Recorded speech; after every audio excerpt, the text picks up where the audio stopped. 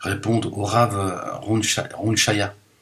Alors rien de personnel, d'ailleurs, je veux dire la vérité, je le trouve plutôt sympathique, parfois même il me fait rire. C'est moi qui l'ai fait connaître en plus, il y a une quinzaine d'années sur le net, à l'époque. Avec la vidéo, le parfum de Françoise a fait plus de dégâts que la Shoah. Je sais pas si ça vous dit quelque chose.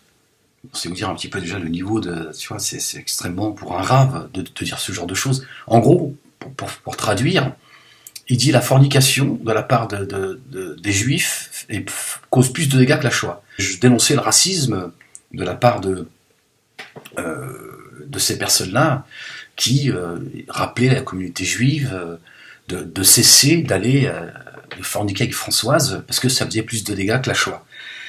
Mais avec le temps, je me dis, en fait, ces gens sont complètement irresponsables parce que voilà, finalement, ils banalisent la Shoah avec ce genre de discours raciste qui, là encore, c'est pour ça que je dis, il y a des gens, ils n'écoutent pas ce que... Même Ahmed Moualek, il y a 15 ans, il fallait l'écouter parce que Ahmed Moualek, quand il disait des choses, finalement, il était en train de dire, oh, t'entends ce que tu dis là? C'est un peu raciste ce que tu dis quand même. Hein, Françoise, elle t'emmerde. D'accord? Si tu penses que Françoise, elle est sale, tu vois? Non, mais ça, il fallait l'entendre. Si c'est vrai ce que vous dites, comment d'expliquer les mauvaises périodes comme la Shoah, etc., pour le peuple juif? Mais c'est clair que la Shoah, regarde, c'est marqué à la fin des temps. Là aussi, on est sur un autre sujet, d'accord? Tu peux te brancher sur la Shoah. Dieu nous aime.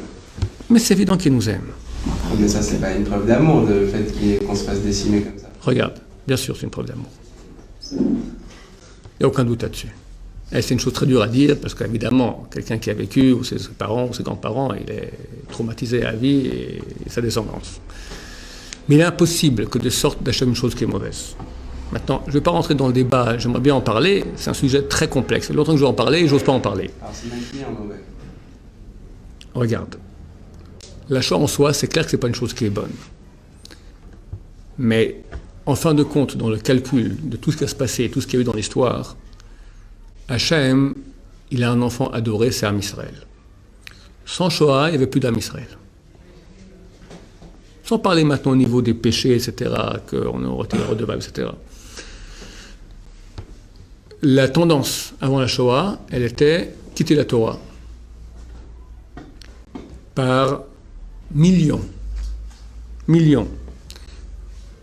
C'est pas clair le nombre c'est pas clair exactement le nombre de Bachur Yeshivot qu'il y avait avant la Shoah en Europe. Ça varie entre 1000 et 2000. 1000 et 2000 dans les...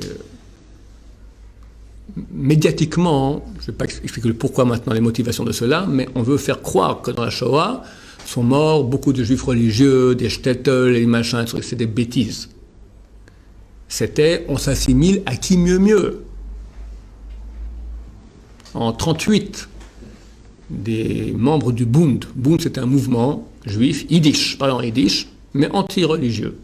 Ils allaient à la sortie de ces synagogues avec une côtelette de porc, à la sortie des synagogues Yom Kippour. Regardez qu'on mange du porc à Yom Kippour, rien n'arrive.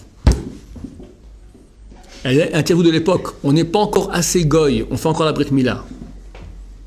C'était à qui mieux.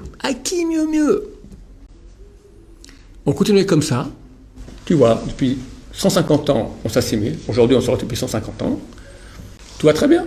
Pourquoi faire ces lois? Mettez tes le matin. C'est absurde, les petits carrés comme ça. Pas manger de porc. Oh, à l'époque, c'était pas simple pour la santé. C'est aseptisé comme il faut, pas de problème. Pourquoi continuer à être juif? Cette Shoah, même les gens les plus loin de la Torah, quand ils voient un film sur la Shoah, ils disent je suis juif. Ça les sensibilise, ça les identifie à ce peuple. Les bienfaits de la Shoah, c'est inimaginable. Et attends ce qui nous attend sur ce proche. Car ça croit on vit aujourd'hui, c'est pas par le mérite de cette souffrance. Tout à coup, après la Shoah, 70 loups qui pendant 2000 ans veulent dévorer la petite brebis, se réunissent ensemble, créent l'organisation des loups unis, l'OLU. Et décide, une des premières motions votées par l'OLU, ce que j'ai, l'OLU, je dis. Une des premières motions votées par l'OLU, on donne la terre d'Israël au peuple juif. Quoi? Aujourd'hui, ils se mordent les doigts.